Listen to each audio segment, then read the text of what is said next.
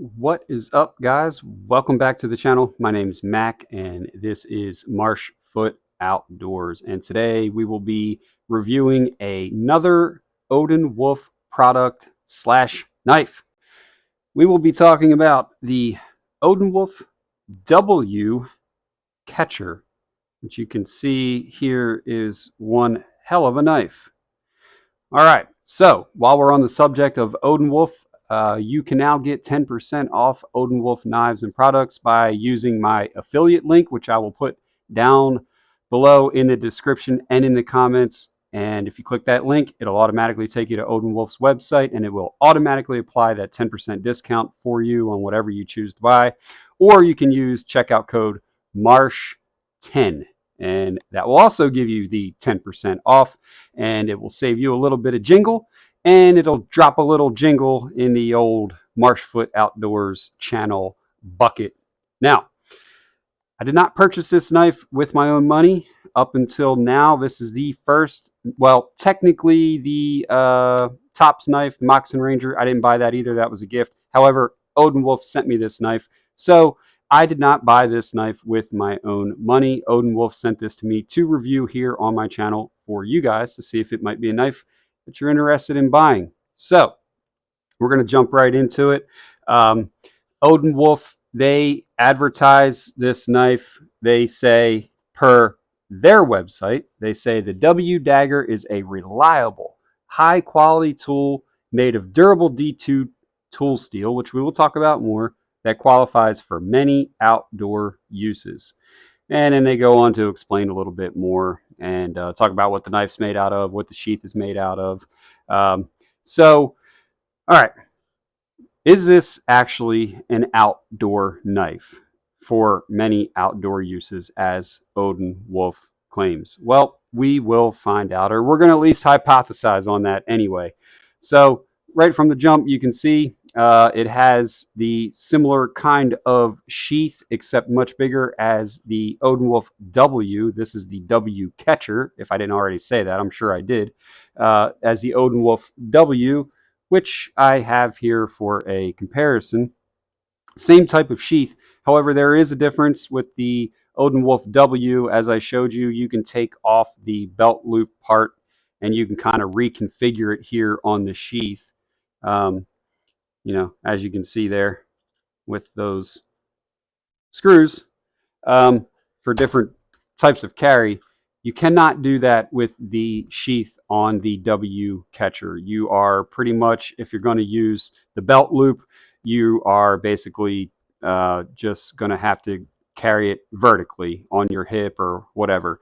However, you do have the same eyelet holes in the sheath and these other kind of, I don't know if you want to call them belt lanyard hole or, belt loop holes, but you could certainly run a belt through there and carry this, higher, lower, different ways, strap it to a pack. So you do still have some options and versatility with the way you choose to carry this knife and its placement as you do with the W.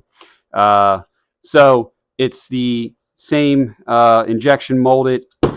Whoa, hey now. Hey, we do this live here. Well, sort of. Anyway, same injection molded sheath. And what I did notice is that the retention is a little looser than with the W knife. Okay, so that is one thing to keep in mind, that you are certainly going to want to keep the retention strap buckled and snapped closed, because I could see, being that this is a little bit of a bigger knife, I could see that kind of maybe coming out a little easier than maybe you want. It does have some retention. It's just not super strong positive retention as I would like. Now, that could just be a one-off thing with the one that I was sent. I'm not 100% sure. And then, as with the other ODENWOLF knife, the belt loop can be undone. It's got a snap closure and Velcro. If you want to be able to put it on your belt without taking your belt off, which I do like that option. All right, so that's the sheath. Now let's talk about the knife itself. As I've already said, we're dealing with a D2 tool steel. This is like a 14-inch blade overall. or 14-inch knife overall, about a 9-inch blade, somewhere around about 4 7/8 inch handle. So, this is a big, long knife, okay? A little bit past that 10-inch ideal knife length that I like for an outdoor camp general purpose knife. So ODENWOLF says this is an all-purpose outdoor knife. Now, to be quite honest, when I first took this knife out of the box and I looked at it, the first thing I thought is, this is a dagger, okay? This thing is a dagger. This is not an outdoor knife. This is a dagger. I would not use this in the outdoors. That's what I initially thought, right? If I was going to go knife fight, then yeah, I'd probably be grabbing this puppy here. But I don't knife fight. I try to avoid it at all hazards. So, but then, I started thinking about it, and I held it in my hand, and I was kind of thinking of different things, and, I felt the handle material, and, it's got this coating on the blade. The coating on the W, the other knife that I interviewed the knife that I reviewed for you, the other ODENWOLF knife, had more of like I called it like a, stone wash kind of finish. It wasn't as glossy as this, and it didn't seem like a Cerakote or like a paint like the finish on this knife. So, this is going to help this knife be protected from the elements in the outdoors. There's no question about that. And I love D2 tool steel myself. I think it's a great versatile steel for knives. But we know that, there can be some maintenance issues. It can rust. So being that this knife's made out of D2 tool steel, or at least the blade, having that coating on there is going to help with that weather resistance if you did decide to use this in the outdoors. So, is this an outdoor knife? Could you actually use this in the outdoors? Well, my initial impressions were, no, this isn't really an outdoor knife. This would be a great self-defense knife or something like that. But then I started thinking about it, and I kind of came up with what I thought this knife is, and how this actually could be used in the outdoors. And to me, it's at least as far as I go, and my type of usage of knives, and what I could envision seeing this knife being used for in camp, on the trail, hunting, whatever, is a in addition to role. Okay, what I'm going to start calling a in addition to knife. What I mean by that is, this would not be my primary choice for any one, or, well, this might sound contradictory, but this wouldn't be my first. Let me just start by saying this wouldn't be my first choice for, I'm going out to the bush, I'm going on a hunting trip, I'm going on a camping trip, or whatever, and I put all my knives out in front of me and I say, okay, this is the one that I'm going to take for my do-it-all knife while I'm out in camp. Okay, because there's things about it that I'm going to talk about that I think are not suited for full-on outdoor bushcraft type use. However, it's an in addition to knife, and what I could see it being really great for as a camp companion. Okay, and I'm going to talk about why. So one reason why I say that I don't think that this would be a super great full-on hard use bushcrafty kind of knife is because of that needle-like spear point that we've got here. I mean, this thing is needle thin and sharp when you get out to the very end of the tip. Now, like I do, if you use your knives outdoors, the tips on any knife are always vulnerable. But something this thin, a knife tip this thin, okay, is going to break very, very easily depending on what you're doing with it when it comes to outdoor work. That does not mean you can't use this knife in the outdoors. You would just have to be careful with what you do. Okay, but what I could see this being great for is almost kind of a deboning knife. I could see where this could be used to remove the hind quarter of a deer or an elk in the front shoulder, because it's nice and it's long and it's got a thin profile, and you got a big, good grippy handle here. You can get into different things, and you could slide this in between bone, which is a dagger is made for, right? This thing's like kind of made to slide up in between the ribs of your adversary. So I could see it doing probably pretty well in that role. If you wanted to keep it in your hunting pack or as part of your game processing kit, I could see doing that, keeping it on the side of your pack for that, for breaking down large chunks of meat into strips or into chops or steaks. I could see it doing well for that because of its penetrating abilities and because of that length. You're going to be able to cut all the way across a pretty good sized chunk of meat and cut your steak or your chop off cleanly all the way in one nice cut and not have to do anything weird. So I could see it being good for that, even though it's not truly a deboning meat cutting knife. But because of the thinness of the blade and the length of it, I could see it being used for that as that in addition to knife, to where your knife with maybe like a 4 or 5 inch blade is not going to do as well as that, right? This thing would allow you to kind of cut around little certain sinewy areas nice and easily and maneuver that blade. If you've ever broken down an animal, you'll know what I'm talking about. But I actually could see this knife doing well in that role. So there is that to think about. And then with that TPE handle, that, nice grippy, you've got horizontal grips, you've got basically jimping here. Um, you know, I could really, or stifling, I guess, not jimping, but it's like a rubber feel. You know, that means it's gonna stay grippy when your hand gets bloody or wet. So in that regard, I could see it doing really well.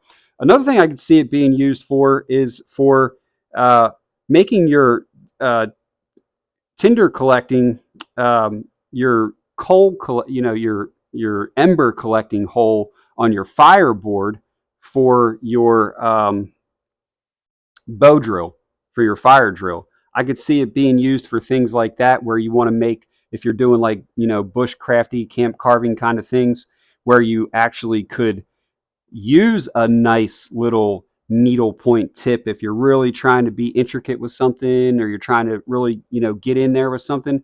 I could actually see it doing really well for that. So that's why I say this would actually probably make a better of an outdoor, in addition to camp knife, than what I originally thought when I first got it out of the box. When you start thinking outside the box a little bit, if you were trying to be super light and you only wanted to carry one knife, then no, I wouldn't take this knife, just because of the vulnerable tip and the fact that it's not really a chopper.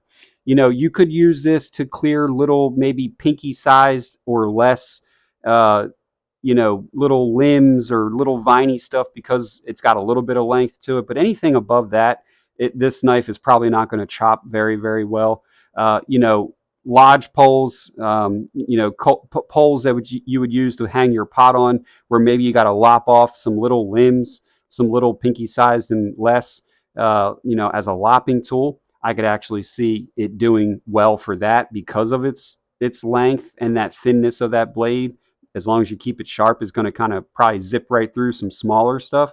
So again, as an in addition to knife, if you're going to keep this like at base camp for an all-around use knife, I think it'd be really good for that. It would probably be really good for cutting bread, because it's nice and thin and it's not going to like break the bread. It should, if you keep it sharp, cut the bread. So in those regards, I could see it doing well as a camp knife, but also, obviously a self-defense tool. I mean, this thing's got blood fullers in it.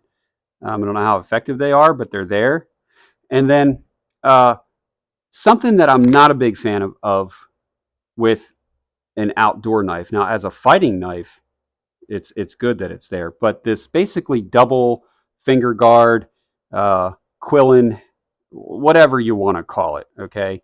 But when it comes to a utility kind of bushcrafting knife, right, where you're going to want to choke up on that blade a little bit and you're going to want to hold it to do like feather sticking and things like that, when you're doing that kind of work, anything that protrudes or any kind of hot spot on a knife handle or your scales or whatever, they're going to make themselves known very quickly.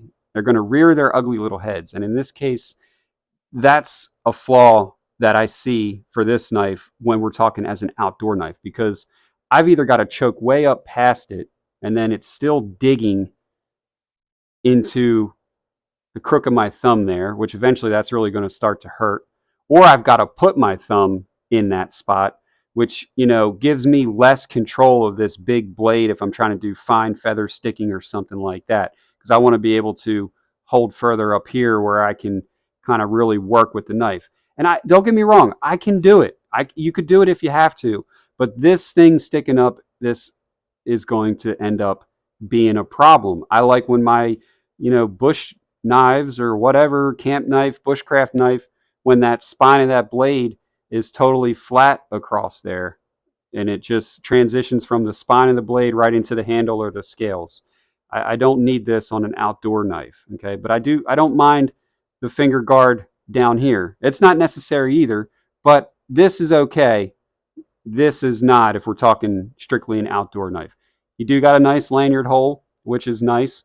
So as always, I always like to do a initial sharpness test with these knives that I get right out of the box. And I like to do a ferro rod test because we are saying, hey, this could be an outdoor knife. So we need it to be sharp and we would like it to be able to strike a ferro rod, which if you're familiar with D2 tool steel, they have no problem striking a ferro rod. And this coating that's on this blade, I'm not worried about that stopping it from striking the ferro rod whatsoever. I know that it's just going to come right off and it's probably going to throw sparks very, very nicely. So let's go ahead and get ready to do that. Let's grab our ferro rod here and let's throw some sparks. Oh yeah. So I just threw sparks, no problem, up and down the entirety of the length of the blade. Okay, so stand by. Realize that I did not have a piece of paper, so let's do our initial sharpness test. Now I love when companies have a knife that is nice and sharp out of the box so that we can take this immediately into the field and use it and not maybe necessarily have to worry about sharpening it right away. So let's see. Now I will say I felt this knife with my thumb and it definitely does not feel to be as keen of an edge out of the box as the ODENWOLF W was. That knife was pretty nice and sharp right out of the box. Okay, so not terrible there.